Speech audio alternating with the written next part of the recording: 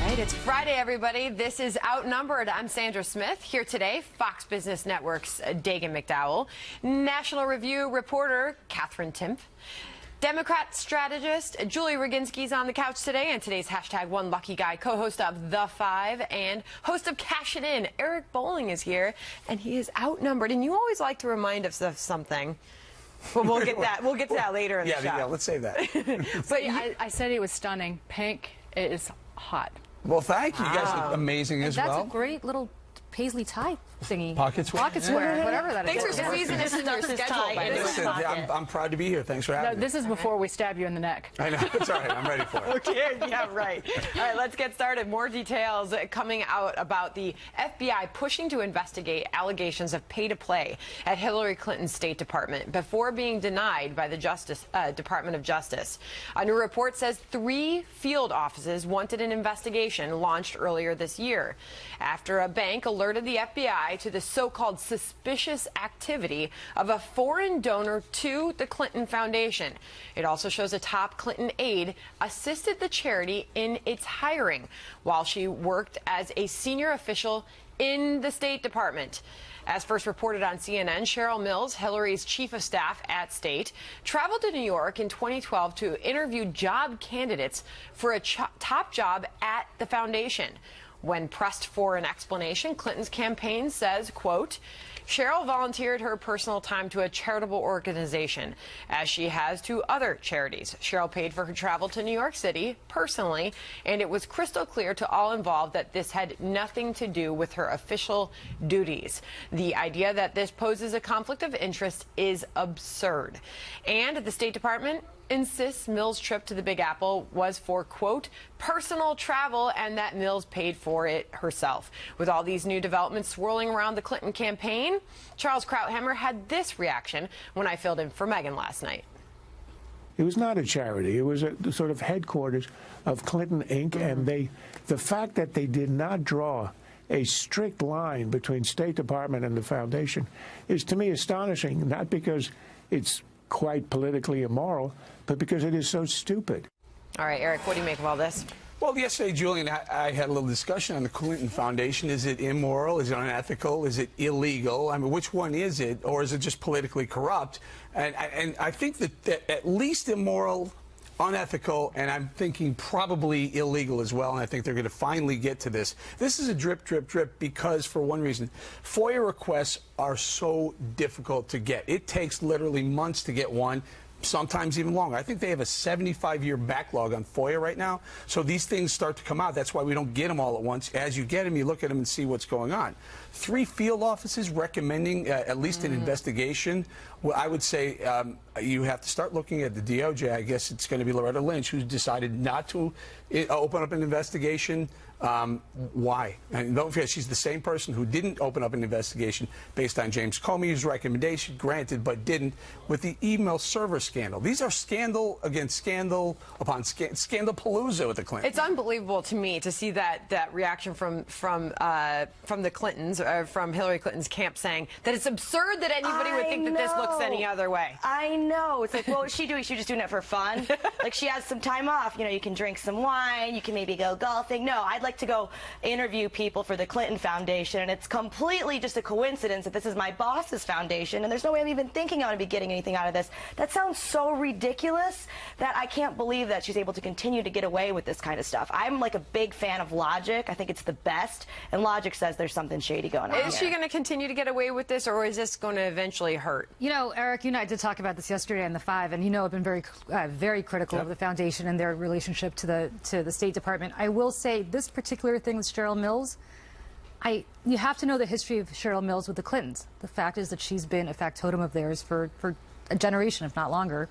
So it's not a surprise to me that she would be interviewing somebody at the foundation. I don't see the there. In this particular case, what's the conflict of interest? No, but honestly, the conflict of interest is she's doing a favor for her boss. Is that we've already established the fact that there are people asking the State Department for favors to meet up with, to be introduced, to be brokered to an introduction for someone for business dealings. We know that's going on. They've admitted to that. I agree. Well, and if you put a second, before it was Abedin who was getting the calls, and now you put a second one, at least representing the State Department and representing the Clinton Foundation at the same time. I don't know that she's. Here's the thing to me. Look, let's separate the two issues. The Huma Abedin thing, where she was making money to Neo, she was on the Clinton Foundation payroll, she was on the State Department payroll. To me, that's absurd and it's inexcusable, and that should never have been. For Cheryl Mills to interview somebody for a job at the Clinton Foundation. Okay, but you can't separate, right? You cannot separate these issues. This is a morass created by the Clintons to basically hide their wrongdoing. They use the complexity of these relationships to their advantage, and they operate with impunity. And if the American people think that they won't do the exact same thing under another Clinton administration, then they are as allergic to the truth as Hillary Clinton But let's break this down. Let's break down the worst possible case scenario. So Cheryl Mills hires Eric Bolling at the Clinton Foundation, right? She recommends that Eric Bolling gets hired at the Clinton Foundation. And?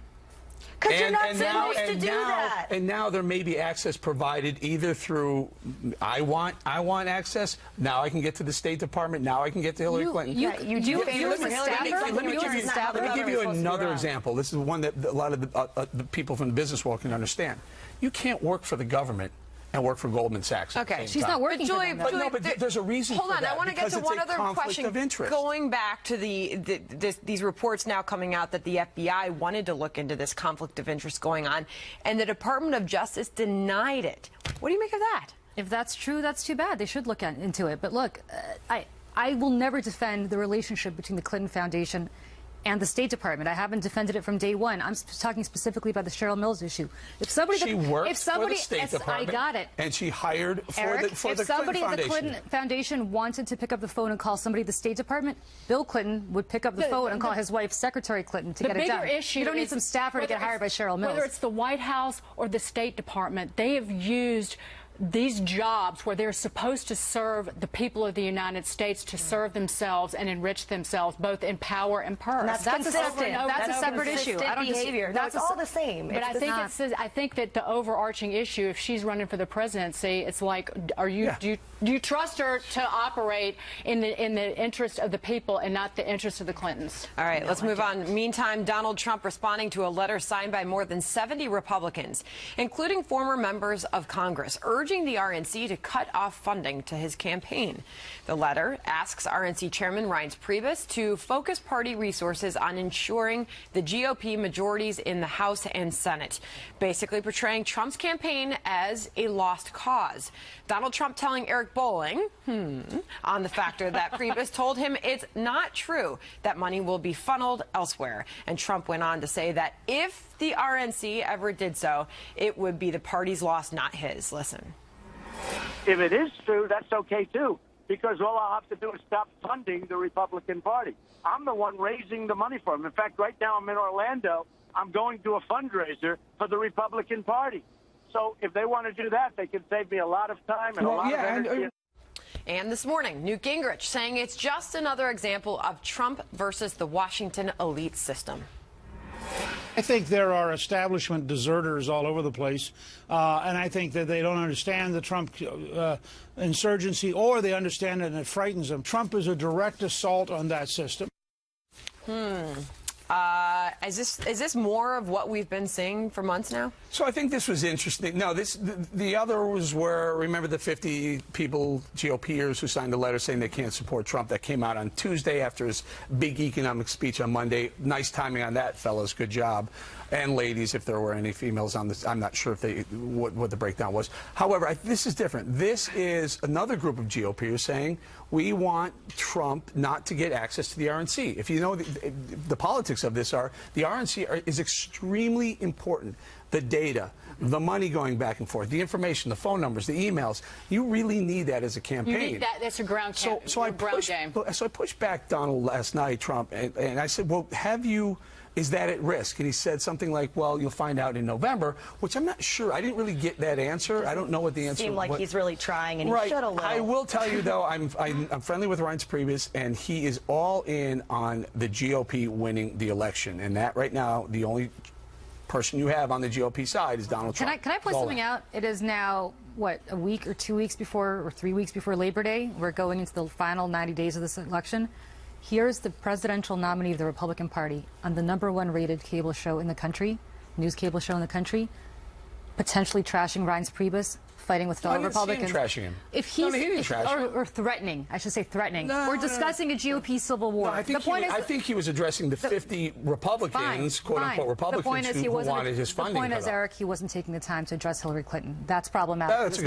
That's fair enough. Yeah, he was wasting time talking about that instead of Hillary Clinton. I would agree with that. And also, he certainly hasn't seemed to have tried that hard to kind of make amends with people that are mad at him. He's still doing the I don't need him then thing. I mean, then it's just fighting on both sides. These Republicans, though, come on, people. He is your nominee, like it or not. Where were you a year ago or more? As my mother would say, if you can't say something nice, shut your mouth. All right. We've got to get to this. Breaking just moments ago, Hillary Clinton